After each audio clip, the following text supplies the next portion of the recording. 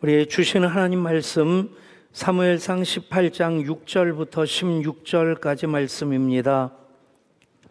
사무엘상 18장 6절부터 16절까지 기록된 하나님 말씀을 우리 한 목소리로 같이 읽습니다. 무리가 돌아올 때 곧 다윗이 블레 사람을 죽이고 돌아올 때에 여인들이 이스라엘 모든 성읍에서 나와서 노래하며 춤추며 소고와 경쇠를 가지고 왕 사울을 환영하는데 여인들이 뛰놀며 노래하여 이르되 사울이 죽인 자는 천천히요 다윗은 만만이로다 한지라.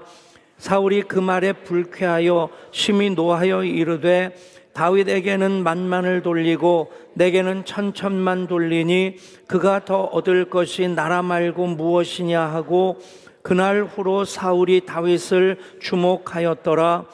그 이튿날 하나님께서 부리시는 악령이 사울에게 힘있게 내림에 그가 집안에서 정신없이 떠들어대므로 다윗이 평일과 같이 손으로 수금을 타는데 그때에 사울의 손에 창이 있는지라. 그가 스스로 이르기를 내가 다윗을 벽에 박으리라 하고 사울이 그 창을 던졌으나 다윗이 그의 앞에서 2번 피하였더라. 여호와께서 사울을 떠나 다윗과 함께 계심으로 사울이 그를 두려워한지라. 그러므로 사울이 그를 자기 곁에서 떠나게 하고 천부장으로 삼음에 그가 백성 앞에서 출입하며 다윗이 그의 모든 일을 지혜롭게 행하니라. 여호와께서 그와 함께 계시니라. 사울은 다윗이 크게 지혜롭게 행함을 보고 그를 두려워하였으나 온 이스라엘과 유다는 다윗을 사랑하였으니 그가 자기들 앞에 출입하기 때문이었더라. 아멘.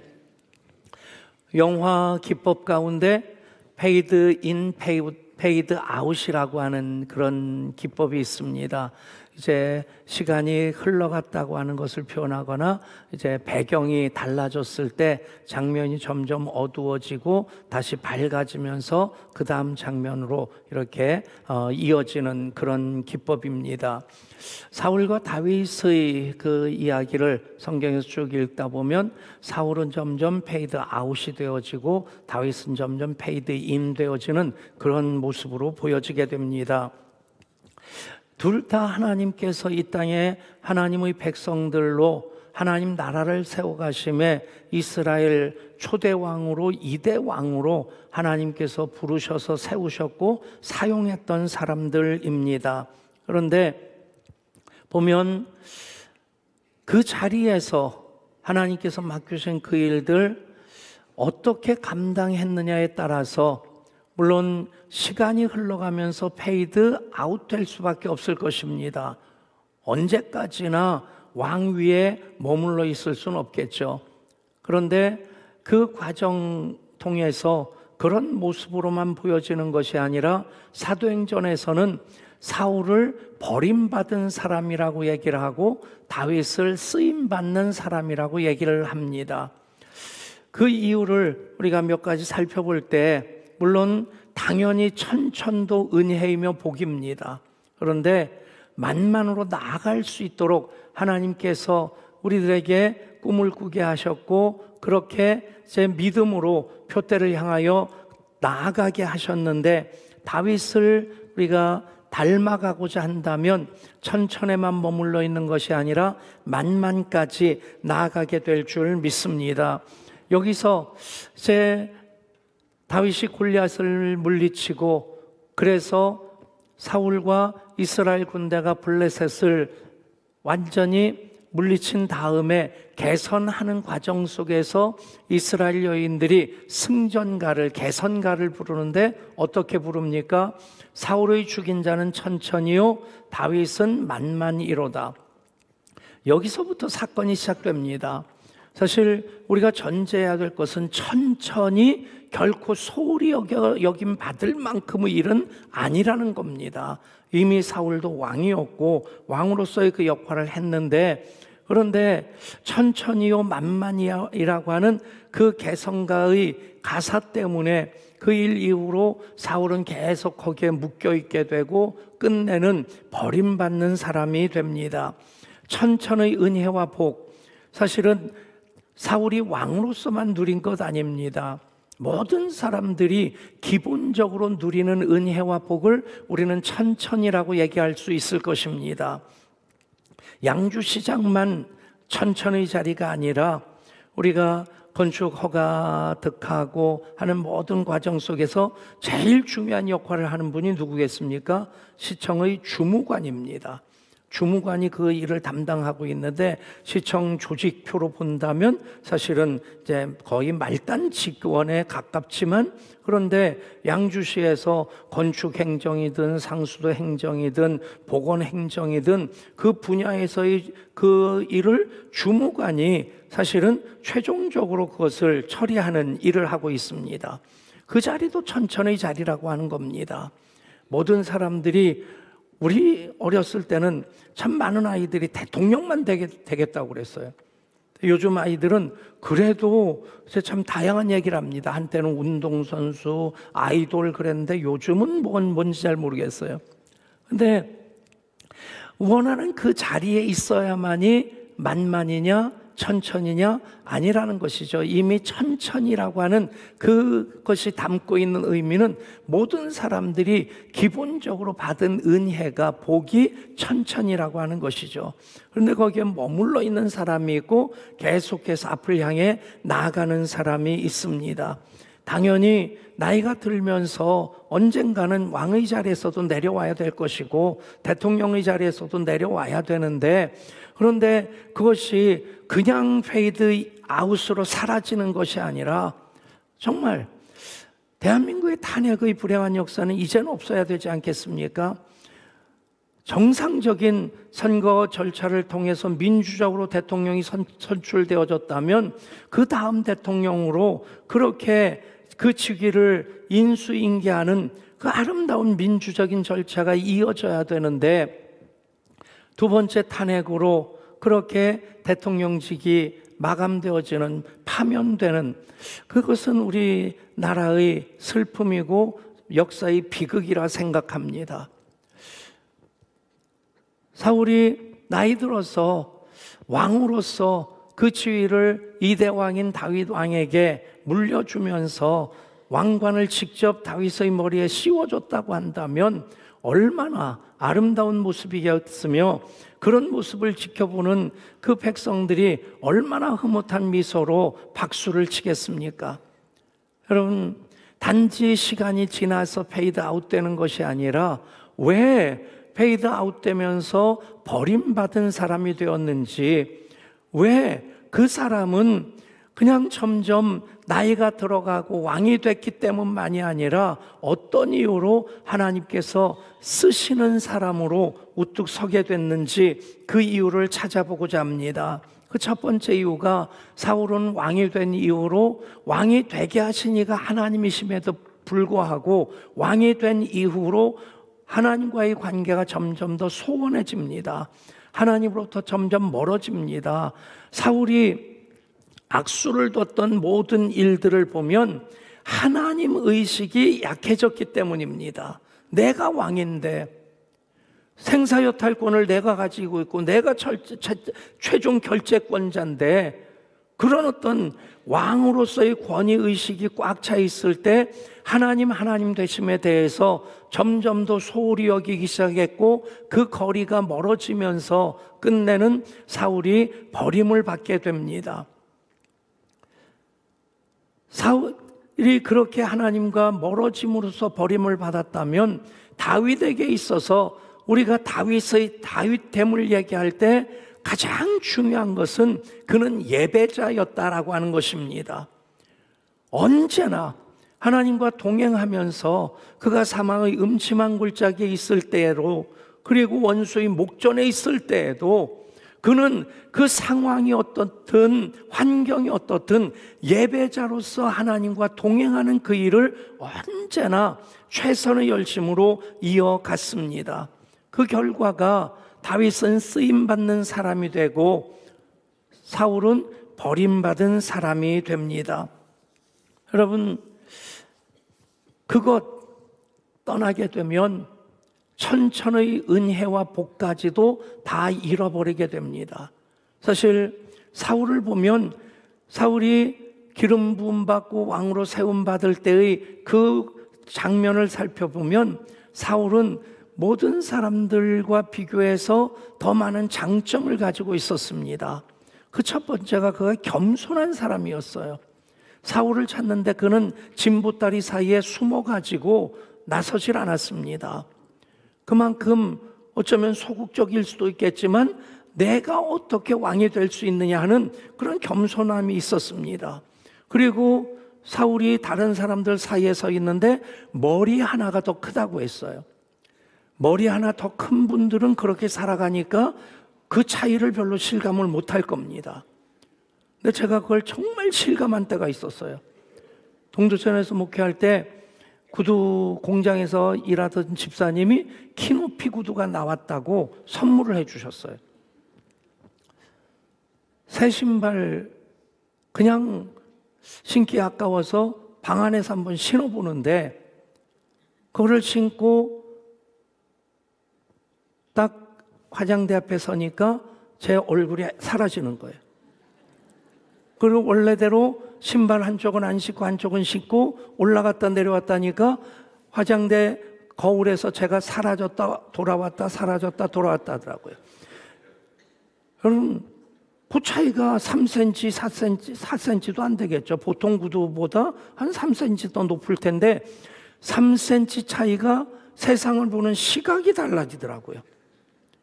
저희 아버님에게 그래서 그 한 컬레 사서 선물을 해드렸어요. 저희 아버님이 어떤 선물을 받더라도 뭐 이런 거 왜 사오냐. 대부분 부모님 그러시지 않습니까? 그날 이후로 천국에 가실 때까지 키높이 구두를 신으셨어요. 그리고 이거 참 좋다. 그 말씀 몇 번 하셨는지 모르겠어요. 여러분 그런 어쩌면 남들보다 뛰어난 그런 어떤 체격이었고 그런 성품이었단 얘기입니다. 그런데 왕이 된 이후로 내가 왕인데 나도 왕인데 라고 하는 권위의식 때문에 하나님과 점점 멀어졌다는 것입니다. 여러분 그러면서 사울이 집착했던 것은 왕권이었습니다. 왕의 자리였습니다. 그래서 사울은 자리에 연연했습니다. 반면에 다윗은 어떤 곳에 있든지 간에 그 자리에서 일을 했습니다. 목동으로서 사자와 곰이 자기가 지키는 양을 움켜쥐고 달아나면 그 사자의 갈귀를 붙잡고 그 발톱에서 새끼를 빼어내오는 사무엘 앞에 아버지 이새가 형제 7을 세우면서 다윗에게는 그냥 양치라고 밖으로 내보냅니다. 그런 가운데서도 그는 어떤 자리에 있든지 자기가 하는 일을 했습니다. 어쩌면 인간적으로는 참 많이 모욕감을 느낄 수도 있겠고 그리고 그것 때문에 사울을 노했다, 분했다 하는 그것에 대해 충분히 이해할 수 있을 것입니다. 아주 쉽게 여러분들이 이해하기 쉽도록 말씀드린다면 제가 우리 교회 담임 목사인데 우리 교인들이 모여서 수군거리는 것까지는 못 들으니까 상관이 없는데 공개적으로 뭐 SNS에 올린다든지 우리 교회 홈페이지에 올려가지고 백성훈 목사님이 담임 목사님이지만 우리 부목사님 중에 이재훈 목사님이 훨씬 더 뛰어나다. 예, 결코 지혜롭지 않은 사람입니다. 여러분 그런 일이 있다고 한다면 제가 마음이 불편할 수 있겠죠. 그런데 저는 우리 부목사님들에게 그런 얘기를 합니다. 우리 시대보다 여러분들이 목회하는 그 시대가 목회 환경이 훨씬 더 어려워질 거다. 여러분들이 나 이상이 돼야지, 그래야지 어려워진 그 목회 환경 속에서 목회를 할 수 있을 것이다. 여러분 불편하더라도 그것을 사실로 인정하게 되면 오히려 우리 교회에서 목회 훈련을 받고 목회 사역을 했던 목사님들이 예향교회보다도 더 좋은 교회를 세워나간다? 얼마나 목사인 저에게도 흐뭇함이겠고 우리 교회 공동체로서도 얼마나 뿌듯함이 되겠습니까? 우리 교회가 예수님의 12제자 운동인 G12를 방향성으로 삼고 있습니다. 그것이 현대적으로 시작된 교회가 콜롬비아에 있는 ICM 교회, 인터내셔널 카리스마틱 미션이라는 그 교회입니다. 그 교회를 이제 그 카스텔라노스 목사님이 세웠는데 그분은 목회에 실패한 분이셨어요. 100여 명 모이는 작은 교회 담임 목회를 하다가 너무 많이 힘들어서 그 교회 위원회에 우리 교회 당회 같은 곳에 사임서를 낸 겁니다. 그런데 목회 못하겠다고 그만두겠다고 사임서를 냈는데 받아주질 않고 반려를 한 거예요. 그리고 1년 가까이 시간이 지난 다음에 그 교회 위원회에서 목사 신임 투표를 했다는 거예요. 그 신임 투표 결과로서 담임 목사는 신임을 받지 못하고 부목사는 신임을 받았다는 거예요. 그래서 담임 목사는 교회를 사임하게 되고 부목사가 담임 목사가 된 거예요. 우리 교회에 이런 일이 없도록 기도해 주시기 바랍니다. 여러분, 얼마나 처절하겠어요. 그래서 할 일 없이 그 패배감으로, 좌절감으로 바닷가를 터덜터덜 걷는데 하나님 음성이 들린 겁니다. 내가 내 말에 순종하면 내 제자를 이 바닷가에 모래같이 많게 해주겠다. 그래서 G12가 시작된 거예요. 예수님의 12제자 운동. 그래서 목사가 단지 교인들을 목양하는 것이 아니라 자기와 같은 제자들을 세우는 겁니다. 그 제자들이 또 제자들을 세우는 거예요. 한 사람이 목자가 되고 구역장이 되고 교사가 되는 걸로 끝나는 것이 아니라 나와 같은 목자를 12명까지 세우는 것을 궁극적인 목표로 삼는 것이 그것이 G12입니다. 여러분, 이것을 할 때 기본적으로 있어야 될 게 아버지의 마음입니다. 아버지의 마음 무엇입니까? 내 자식이 나보다 더 잘 되길 바라는 거예요. 그것이 모든 부모님들의 공통적인 마음입니다. 내 자식이 나보다 잘 되고 똑똑하고 나보다 키 크고, 우리 집은 두 아들이 저보다 키 큽니다. 여러분, 그것 때문에 속앓이를 한다든가 째려본다든가 그런 부모라면 부모 자격이 없는 거죠. 여러분, G12 안에서 또 똑같이 그 아버지의 마음으로 제자를 세워야 되는 거예요. 제자들이 나와 같은 제자, 나보다 더 훌륭한 제자라고 한다면 그것으로 기뻐하고 흐뭇해하고 감사해야지, 어딜 그러면서 뒤통수나 갈기고 째려보고 그런다면 G12가 예수님 12제자 운동이 어떻게 세워질 수 있겠습니까? 예수님께서도 이렇게 말씀하십니다. 너희가 내가 한 일을 할 것이요 이보다 더 큰 일도 하리니. 아멘. 그 일을 위해서 예수님 승천하셨고요, 그 일을 위해서 예수님이 성령님을 또 다른 보혜사로 보내주신 것입니다. 여러분, 그렇게 예수님의 마음으로 교회를, ICM 교회를 시작했을 때 그 교회가 셀 리더가, 목자가 5만 명이나 되는, 그러니까 5만 개의 셀이 있는 교회예요. 우리 교회는 이제 청년까지 다 하면 한 260개 정도 될까요? 여러분, 그것도 작은 것 아닌데 정말 자리에 연연하느냐 아니면 자리에서 일하느냐의 차이가 결국에는 버림받는 사람이 되고 끝끝내 쓰임받는 사람으로 계속해서 하나님과 동행하게 된다는 것입니다. 여러분, 어느 자리에 있든 우리는 이미 천천의 은혜를 받은 이들입니다. 사울이 악수를 두는 그런 모든 과정을 보면 하나님은 안중에 없었습니다. 왕의 체면, 왕위라고 하는 그 자리만 지키고자 할 때 끝내는 그 자리도 놓치게 되고 무너지게 됩니다. 다윗은 어느 곳에 있든지 목동으로 있을 때든지 그 골리앗하고 싸울 때도 자기 용기 가지고 싸운 것 아닙니다. 자기 재주로 맞선 것 아닙니다. 하나님의 영광을 위해서 나섰고, 그래서 하나님과 동행할 때 그 자리에서 하나님의 일을 하고자 할 때 하나님께서 골리앗을 물리쳐 주십니다. 여러분, 다윗과 골리앗의 싸움에서 의성어 3마디로 다 정리가 됩니다. 휙 하고 물맷돌이 날아갔고 딱 하고 맞았고 쿵 하고 쓰러졌습니다. 휙, 딱, 쿵, 이걸로 끝납니다. 그런데 골리앗이 앞으로 꼬꾸라졌어요. 앞에서 줘 맞으면 뒤로 자빠지게 마련입니다. 어떤 목사님이 재밌게 표현했더라고요. 다윗이 물맷돌을 돌려서 던졌을 때 맞는 그 순간 하나님께서 골리앗의 뒷방망이를 쳐가지고, 그래서 그냥 맞았으면 제대로 이게 힘있게 맞으면 뒤로 자빠져야 되는데, 그래서 앞으로 꼬꾸라졌다.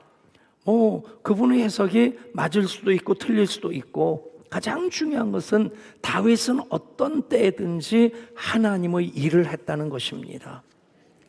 그것이 천천의 자리에 머물러 있지 아니하고 만만의 자리로 나아갈 수 있는 그 근거가 되어집니다. 또 하나 있습니다. 사울은 상처에 갇혀 있었고 다윗은 상처를 딛고 일어섰습니다. 흔들리지 않고 피는 꽃이라는 그 시가 있습니다. 흔들리지 않고 피는 꽃이 어디 있으랴? 이 세상 그 어떤 아름다운 꽃들도 다 흔들리며 피었나니, 흔들리면서 줄기를 곧게 세웠나니, 흔들리지 않고 사는 사랑이 어디 있으랴? 젖지 않고 피는 꽃이 어디 있으랴? 이 세상 그 어떤 빛나는 꽃들도 다 젖으며 피었나니, 바람과 비에 젖으며 꽃잎 따뜻하게 피웠나니, 젖지 않고 가는 삶이 어디 있으랴? 이분의 시를 제가 참 좋아합니다. 근데 이분의 삶은 별로 안 좋아합니다. 어찌됐든 결론은 무엇입니까? 흔들리지 아니하고 젖지 않고 피는 꽃은 없다는 얘기입니다. 모든 사람 상처 없이 사는 사람 없습니다.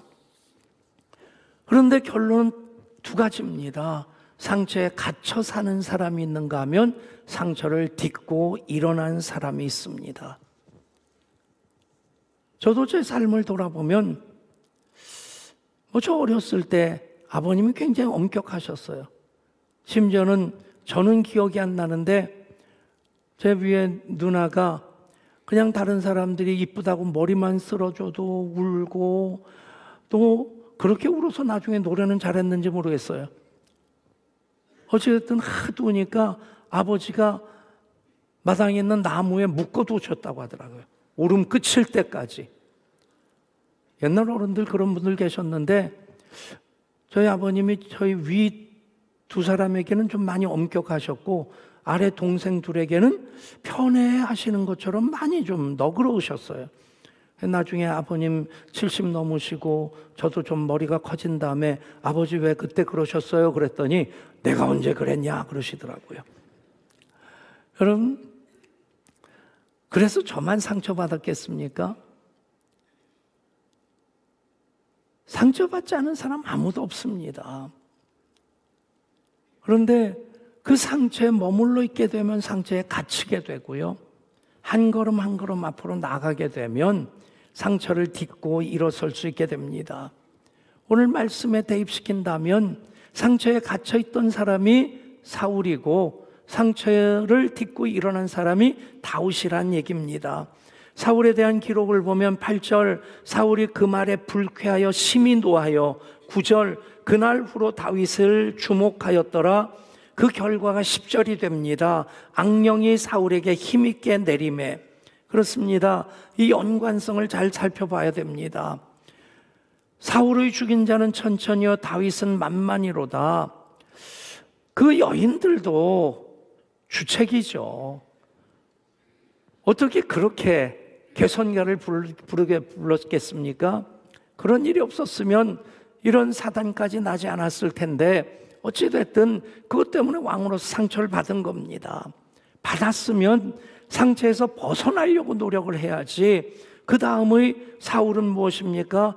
불쾌해서 심히 노했습니다. 그리고는 받은 상처로 계속해서 그날 후로 다윗을 주목하였더라. 상처에 계속 집중하는 겁니다.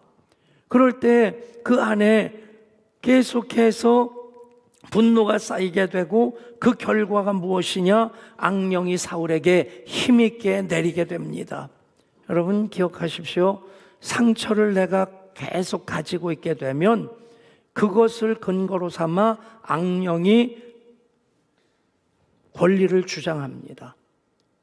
여러분, 그게 인간의 모습입니다.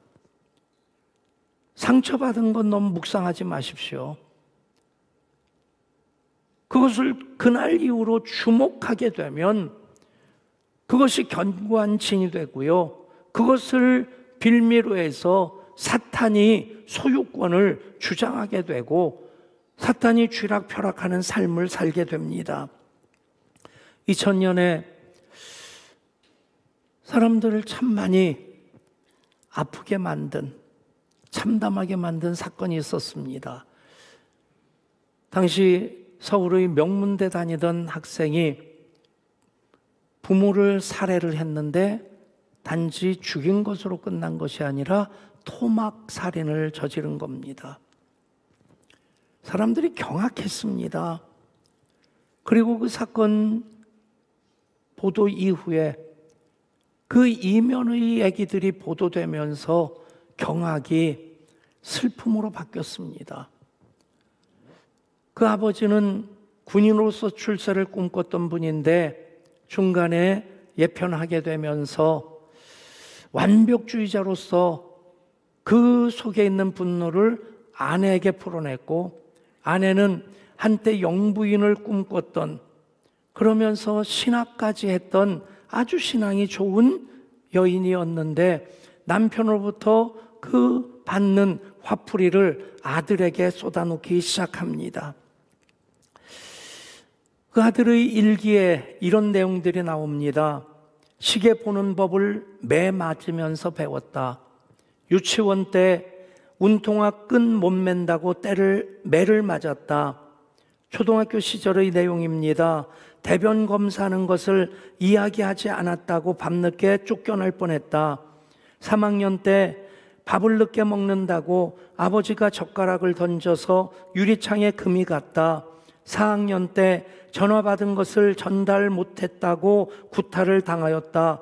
6학년 때 과천고등학교에 못 들어갈 것 같다며 혼이 났다. 중학교 때 키가 작아 큰 사람이 되지 못할 것 같다며 혼이 났다. 고등학교 때 나는 현재까지 모욕만 당하고 살고 있다. 가장 가슴 아프게 다가왔던 것은 그 대학생이 부모를 토막 살인 내고 이렇게 중얼거렸다는 겁니다. 엄마, 미안하다고 말하기가 그렇게 힘들었나요? 미안하다는 말 한마디만 들었더라면, 그 한마디만 했었더라면. 자식에 대한 기대로 야단칠 수 있겠죠. 그런데 그래서 아이가 상처를 받았다면 보다듬어 줘야 되지 않았겠습니까? 미안하다.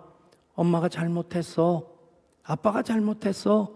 말 한마디 했다면 이런 비극은 없었을 것인데, 여러분, 사울만 상처받은 것 아닙니다. 다윗도 상처를 받았습니다. 말씀드린 대로 사무엘이 이새의 아들들 중에 한 사람에게 하나님께서 기름 부어 세우시라고 하신다. 이새의 집에 왔을 때 아버지인데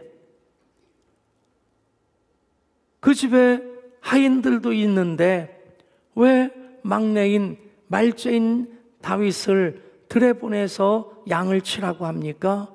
너는 깜냥이 아니다. 여러분, 얼마나 그 순간 자존감이 완전히 무너질 수 있었을 것입니다. 이스라엘 군대가 블레셋과 대치하고 있을 때 다윗이 형들을 위문하라는 아버지의 말씀에 순종해서 갑니다.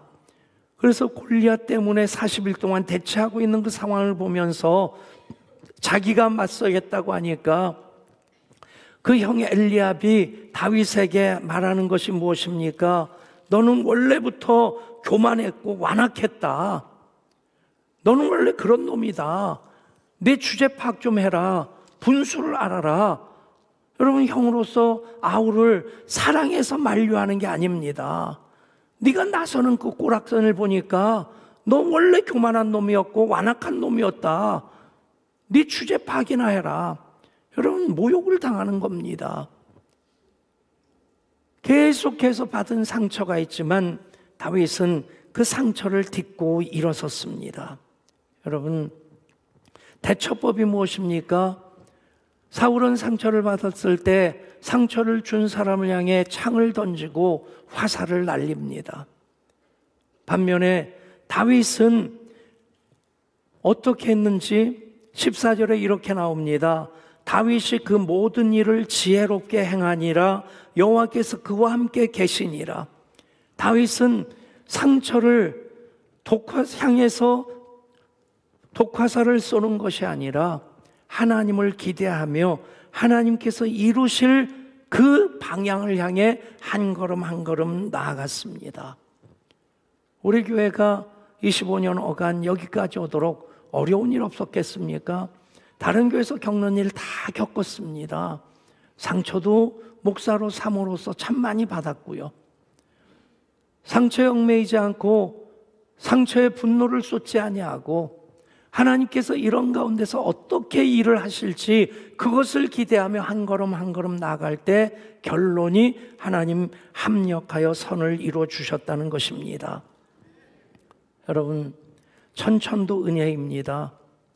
그것에 감사하고 그 자리에서 하나님과 동행하면서 그리고 일을 하고 또 상처를 딛고 일어선다면 하나님 그곳에서도 하실 일이 있을 것입니다. 그것이 끝내는 만만으로 이어지게 될 것입니다.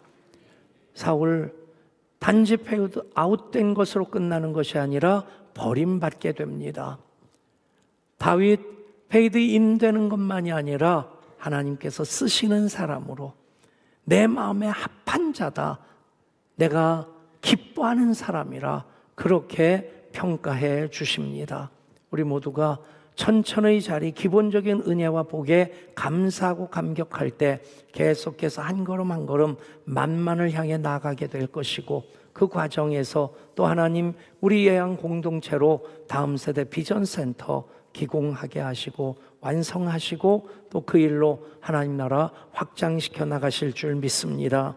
하나님, 천천의 은혜를 받은 사울이 그것을 감사하며 소중히 여기지 못할 때에 그는 하나님을 멀리하게 되고 그리고 자리에 연연하게 되고 끝내 상처 갇혀서 버림받은 사람이 되었습니다. 다윗은 정말 미약했음에도 불구하고 하나님과의 동행을 이어갔고 그리고 어떤 자리에서일지라도 일을 했고 그래서 상처를 딛고 일어나 하나님께 쓰임받는 사람이 되었습니다. 그렇게 다윗 본받아 살아가는 우리들 되게 하여 주옵소서. 우리 주 예수 그리스도 이름으로 기도드리옵나이다. 아멘.